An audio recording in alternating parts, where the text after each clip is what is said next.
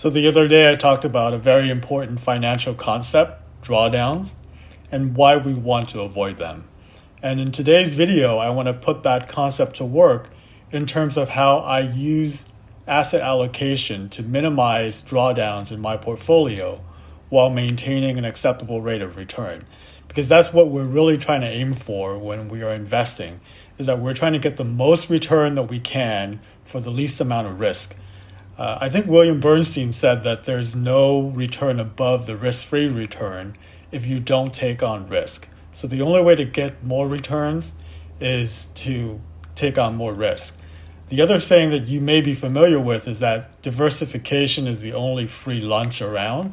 And that is true, and we'll see that when we construct some of our portfolio, keeping in mind the concept of trying to minimize the drawdowns in that portfolio. So let's go ahead and jump to the computer and take a look at what I'm talking about. All right, we're on the computer. So let's take a look at what I mean by using the concept of drawdowns to build our portfolio by allocating assets to the right buckets to minimize those drawdowns while maximizing returns. So in the drawdowns video, I show why you may not want to have 100% stocks, even though it does return the highest returns you can get in terms of all the asset classes. So let's take a quick look at it again. So this is 100% stocks, and then this is 100% bonds. So when we scroll down, we can see that the stocks give you the highest return. It's almost double what the bonds will give you, but then the drawdowns are significantly higher. So you're looking at 51% maximum drawdown versus 17.5%. So clearly, you don't want this. But at the same time, you don't want this low compounded annual return rate, because on an after inflation basis, it's really low, 2.26% after inflation. Let me do a little bit of some adjustments here, because I want to adjust this time frame, because right now when I use the total bond market, I have results going back to 1987. It's still pretty long, but I'm going to take this back a little bit further by breaking up the total bond market into its component pieces. So instead of using 100% for bonds, I'm just going to take a third of it in short-term treasuries, another third in intermediate, and then the last third in long-term treasuries. So this is going to approximate our 100% bond market. So we'll reanalyze. And what happens there is that this takes the portfolio back to 1978. So we gain almost another decade. So on a compounded annual growth rate, stocks are still giving us tremendous returns compared to bonds. And on an after inflation basis, it's roughly the same, 2.9% versus 2.6% when I was using the total bond market for a shorter time frame. But this is equivalent. Drawdowns remain very similar. So this is 100% stocks, this is 100% bonds. Now, people are trying to minimize this by reducing the drawdowns while keeping their returns to an acceptable level. So what they do is they would adjust their stock holdings down to maybe, say, 80%. I'm actually going to make it 79 so that I can divide the bond portion into 3 equal parts of 7. This gives me 100. But this is roughly an 80-20 portfolio. And then the other popular construction is the 60-40. So instead of doing 60-40, if I do 61-39, then I can split these into equal thirds. So now if we reanalyze, we're going to see something very interesting happening. So on the equivalent of an 80-20 portfolio versus a 60-40 portfolio, over this long-term horizon, we're talking 44 years here, so almost 45 years, look at these returns. Now, the 80-20, because it's got more stocks, is going to give you the higher return. But look at what's happening with the 60-40 portfolio. You're still getting almost 10% compounded annual growth rate before inflation. But look at this drawdown. You're down to under 30%. It's almost half of this 51. And this is why the 60-40 portfolio is so important. Now, I'm going to take you through another adventure, so to speak, where we look at different portfolio constructions that are based on these concepts. Because for some folks, even the 60-40 is not giving you enough returns for the drawdowns that you're facing. So let's look at some of the other portfolios that may be interesting. So one of the first one that makes use of this concept is a portfolio that's called a permanent portfolio. Now, this was established by Harry Browne way before there was an internet or anything like that. And there's actually a book that you can read on the permanent portfolio that talks about the reasoning behind it. So for Harry Browne, he thinks of it in terms of 4 states of the economy, because his view is that there's no way to predict the future. So in his view, the 4 states of the economy are prosperity, recession, inflation, and deflation. So he comes up with those 4, and then he tries to address each of those states of the economy with a different asset class. And what he came up with was that if you put stocks when you have prosperity, that's 1/4 of your pie. When you're in a recession, your bonds are going to help you, so that's the next quarter. If you're in an inflationary period, then the gold's going to help you. And then when you're in deflation, you're going to want cash. So he puts this 4 assets together, and he calls it the permanent portfolio. So it's 25% stocks, 25% bonds, 25% gold, and then 25% cash. Okay. Now the problem with Harry Browne's portfolio is that not all of those states of the economy, prosperity, recession, deflation, and inflation, happens at the same amount. They're not equally weighted. What we see is that we are actually in a prosperous state more often than not, right? So if you look at the stock market, the common saying is that the stock market goes up 7 out of 10 years. And in the other 3 years, it's going down. What causes it to go down or up could be recession, deflation, inflation, all of that. But the point is that they don't happen in the same amount. So there was a gentleman named Tyler over at a site called portfoliocharts.com that took Harry Browne's permanent portfolio concept, and he came up with something called the golden butterfly portfolio, which introduces a 5th asset class and divides them equally into 20% allocation. So what he does is he says, well, 25% stocks is not enough for the prosperous time because that happens more often. So Tyler ups the stock allocation to 40%, and he splits that into 2, with half of the stock allocation, 20%, going to the total stock market, and then the other 20% going to small cap values. He reduces the gold holding to 20%, and then for the bonds, he splits it into 20% long-term bonds and 20% short-term bonds. There's another gentleman that's an economist that used to work for the Federal Reserve. His name is Karsten Jeske. He runs a site called Early Retirement Now, and in a lot of his research, looking back at things, he said gold does have a role in the portfolio, but you don't want it to be more than about 15%. So if you read his article on the role of gold in a portfolio, what he recommends is a 60% stock market allocation, 15% to gold, and then 25% he puts in 10-year bonds. So he simplifies the portfolio by making it a 3-asset portfolio with 60% stocks altogether instead of 40.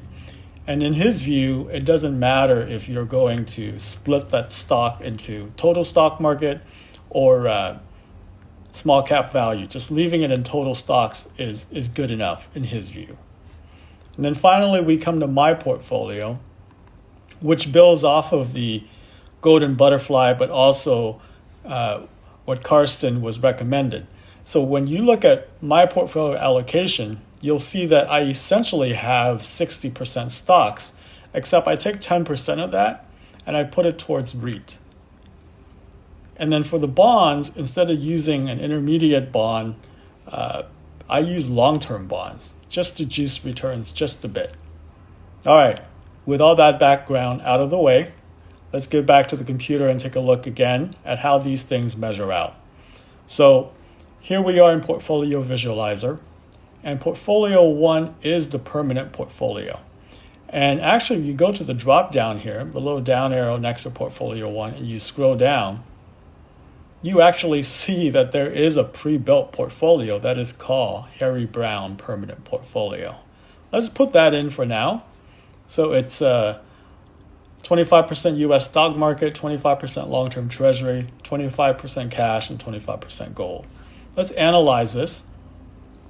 And now you'll see why I adjusted the other bond portfolio to be the components, because I wanted to go back to the same time frame for comparison. So back to January of 1978.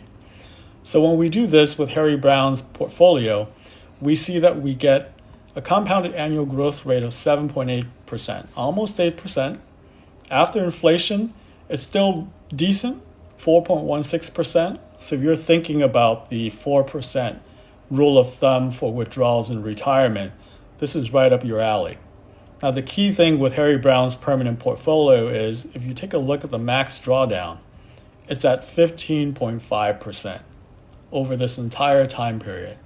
Now, when we compare this to the 80-20 portfolio or the 60-40 portfolio, you'll see that the max drawdown is significantly lower than both of those. So we are already seeing a huge improvement over the 60-40.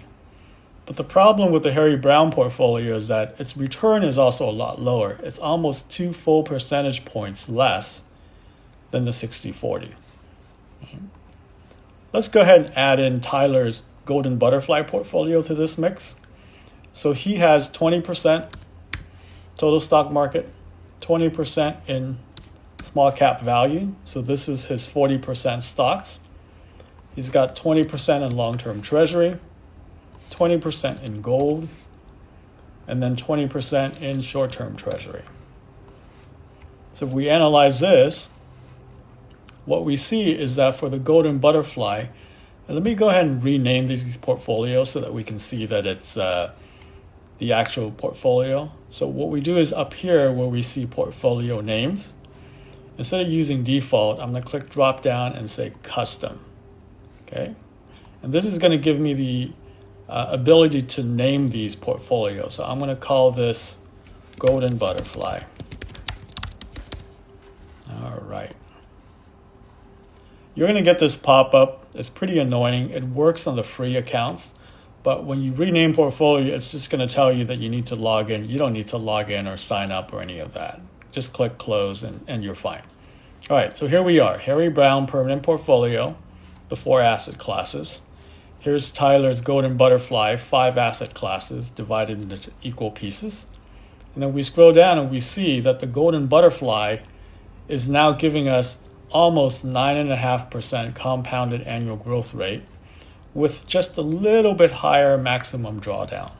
Okay, still a lot better than 60-40. So we go back to 60-40.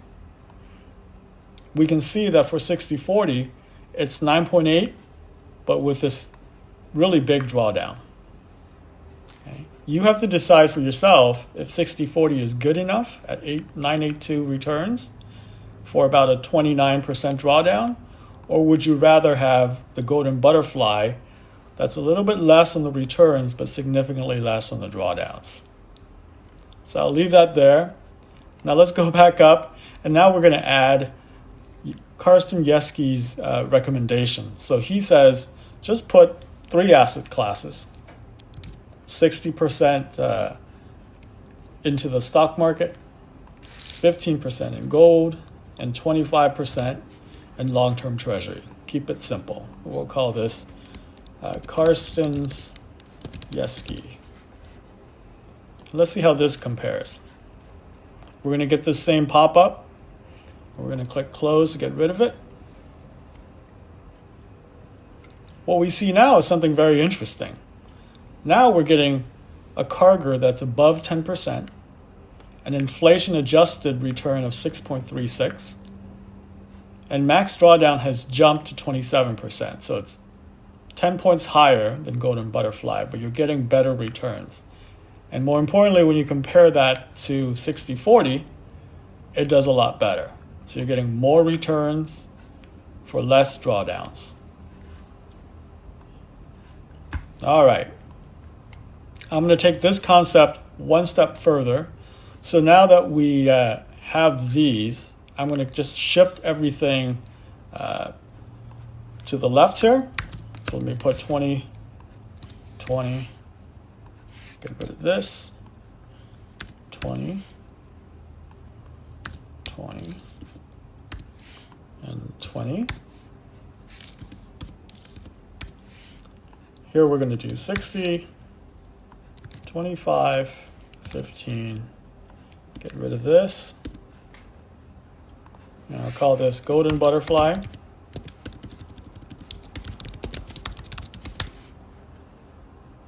Karsten. And then we're going to call this Phuoc. Okay, so my portfolio is very similar to the concept that Karsten Jeske had recommended, except I take this 60 and I split it into a REIT. But for this analysis, I'm going to leave it all in stocks. But instead of using total stock market, I'm going to put this 60 into large cap growth. And I'm sorry, for Karsten, he suggested intermediate treasuries, not long term. So I better change this to intermediate or 10-year treasury. That's my bad. Let me see how this affects the return. So before, Karsten's portfolio was giving us 10.12 and a 27% drawdown. So we'll just have to remember that and compare when we go back. All right, so in my portfolio, what I did was I said, instead of using 60% for just total stocks, I'm going to put it into the large cap growth.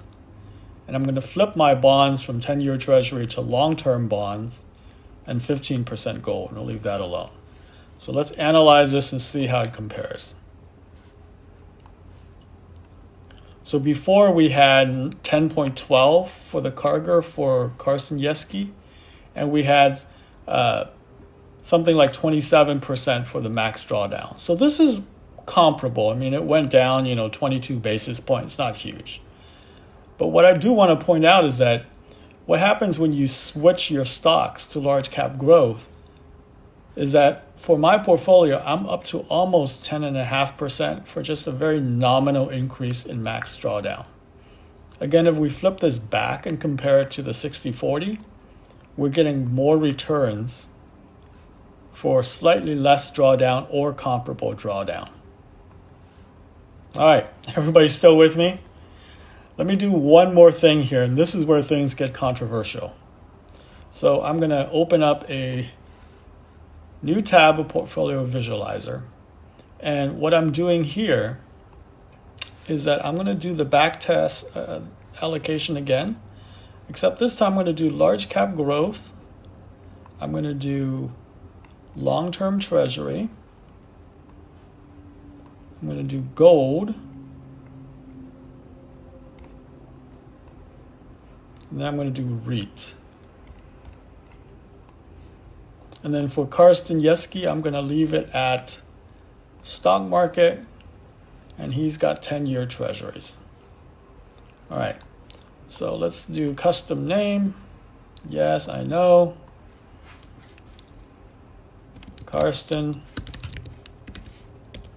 Phuoc.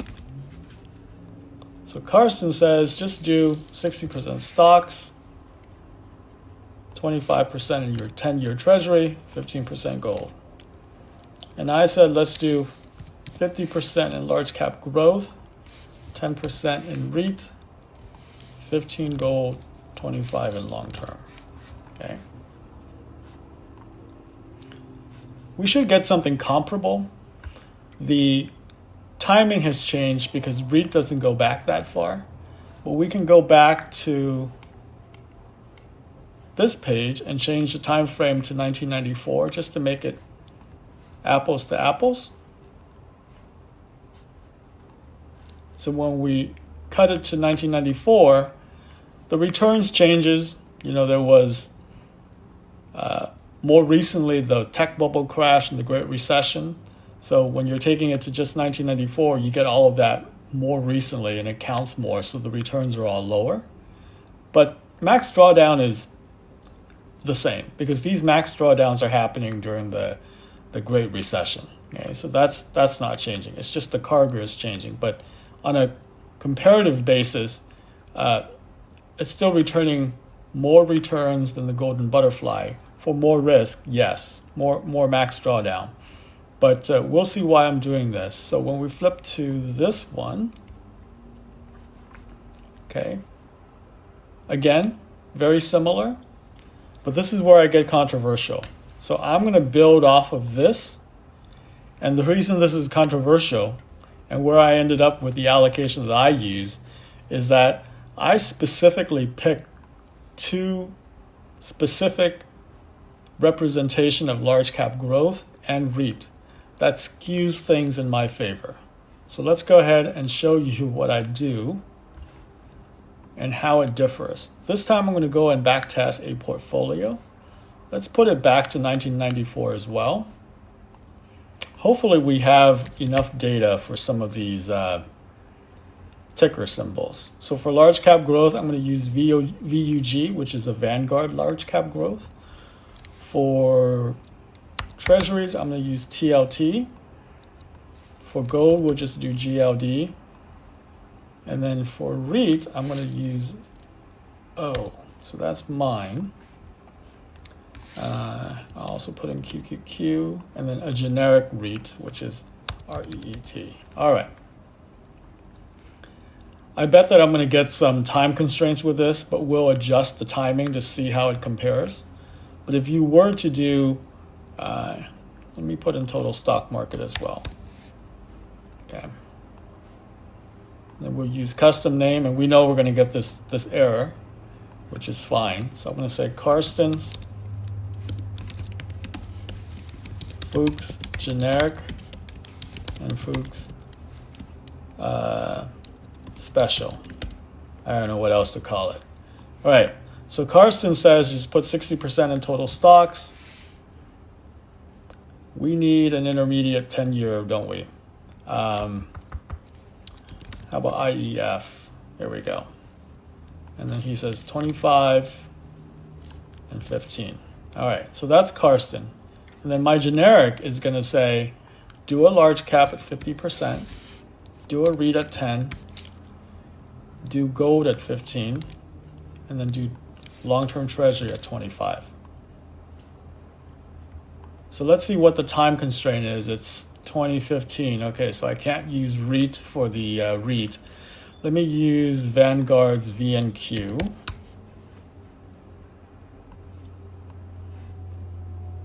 Okay, that takes us back to 2005. Fairly long, 17 years. Okay, so for the Karsten's portfolio, you're at 8%. For my generic one, I'm at 8.5. Let me go back here and change this time frame to 2005 just so we can do a comparison.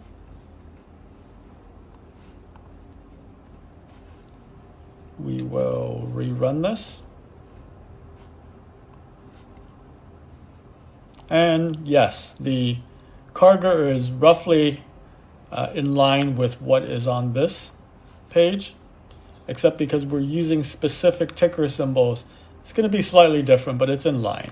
The drawdown is almost identical. At least I think it is. Yeah, almost identical. All right. So what do I do with my special allocation that tweaks things even further? And what are the criticism? Well, let me show you how I tweak it, what the results are, and what the criticism could be. So in my current allocation that I use, that I'm calling special, instead of using just the generic large cap growth, I picked the NASDAQ 100 as my representative for large cap growth. Instead of using VNQ for my REIT, I picked Realty Income Core, which is symbol O, so I'll put 10 in there. And then the rest is the same. TLT is at 25, gold is at 15. When we do this, we see that using QQQ gets you way up in the returns, and surprisingly, max drawdown goes down just a bit. Okay. What's the criticism of this allocation? Well, the criticism is that yes, the NASDAQ is a large cap growth index, but it's also a very specialized growth large cap growth index, and you may have concentration risk because there's only about 100 stocks in here. Whereas if you're using the large cap growth ETF like VUG, that encompasses a lot more companies. That's the main reason. The other criticism is that when I pick Realty Income Core as my REIT, this is a single company, whereas VNQ is an ETF. So it's basically containing a bunch of other REITs within it. So I am concentrating certain positions, but for me on a personal basis, I think it's worth doing because I'm realizing almost 2 more percent in returns for similar risk profile. All right, I know this is a very long video, but I wanted to weave into this video the concept of drawdowns that I talked about in my other video and how you use it along with the other tools that I've shown to come up with an allocation. So essentially, this is my quote-unquote current allocation. I've tweaked it a little bit more by reducing gold to maybe 8-10% and redistributing the rest to QQQ and TLT. When you do that, your max drawdown is going to go up, but you're also going to get better returns. So the whole point here is that you're supposed to balance risk and returns and what's acceptable to you. And for me, this works. Your mileage may vary, but I'm hoping that you can come out of this learning at least the concept so that you can go in here and play with your own asset allocations. And I would highly suggest starting with just big asset allocations, and then you can drill down to specific tickers that represents those asset allocations, whether it's an ETF or a mutual fund or what have you. All right, that's all I got. I'll check you later. Bye.